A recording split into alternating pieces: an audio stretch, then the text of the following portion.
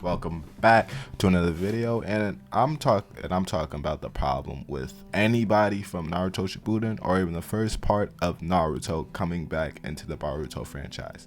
Now, of course, this is mostly just because I'm having conversations in the Naruto fandom in my little circle, talking about, would it be a good idea to bring back any of the Naruto villains or any of the guys that really didn't get enough shine in the former series into the Boruto to Blue Vortex Gaiden, especially since they're going the way of an Otsutsuki War or to fight these God Tree events.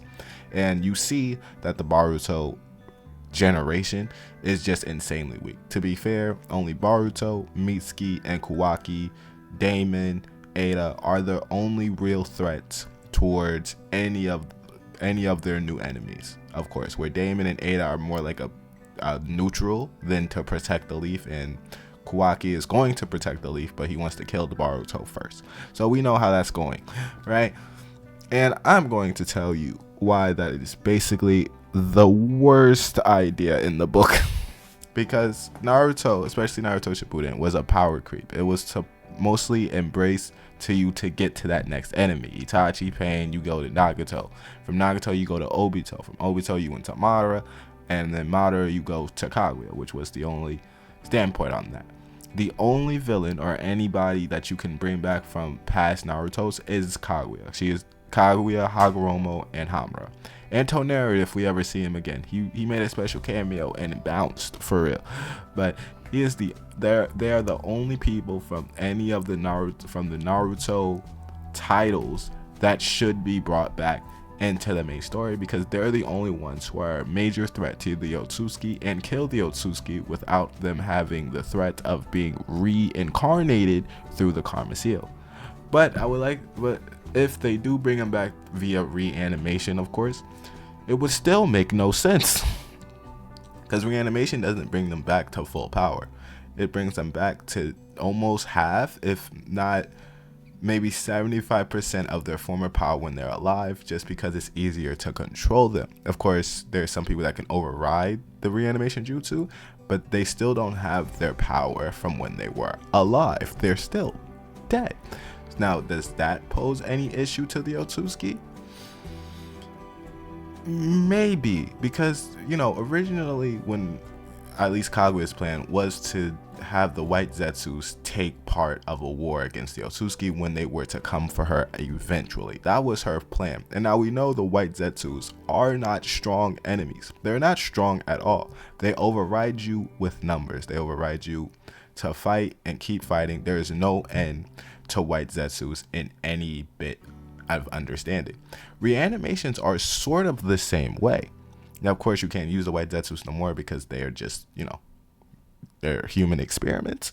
But the reanimations are the same way. So you can have them, of course, but they would be getting killed over and over and over again towards the Otsutsuki until the Otsutsuki point out that they can seal them.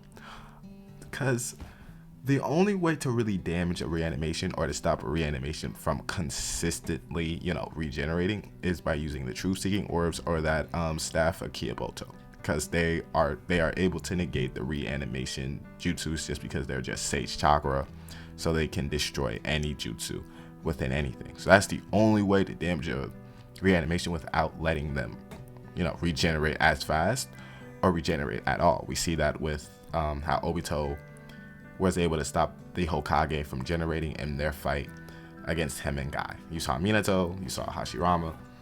They all just couldn't do it because of those 6 paths orbs.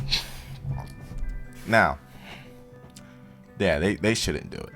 Even if the fans want the nostalgia, the fan service of it, it makes no sense. You'll probably hear a public outcry to bring characters back into the fold just because the first part of Boruto was so bad that they don't give you any characters earlier on to root for.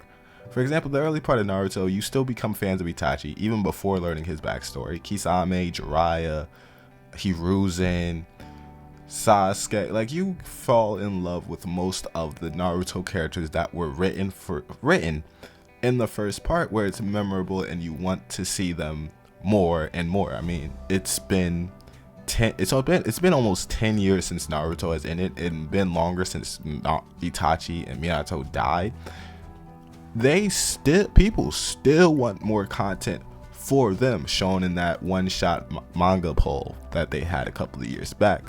So I get it that Boruto does not give you any memorable characters that you can really be like, I like him for real. Not Shin Uchiha, we all hated him. Not the girl with the blood eyes, and I think that was pretty cool. Not her either.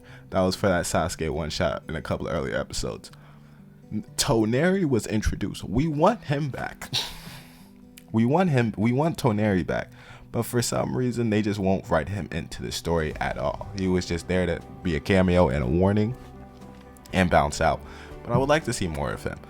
Other than that, there's not any memorable characters in Boruto. And Boruto's a really good story and a really good franchise. I think once you read the manga only, you have to read the manga because the first part of Boruto is horrible.